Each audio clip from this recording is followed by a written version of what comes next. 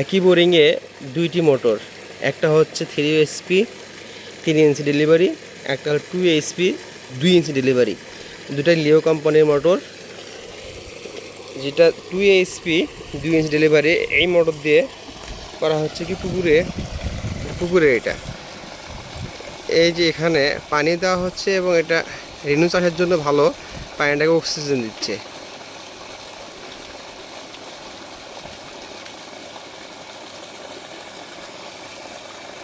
আবার 3 horse motor দিয়েও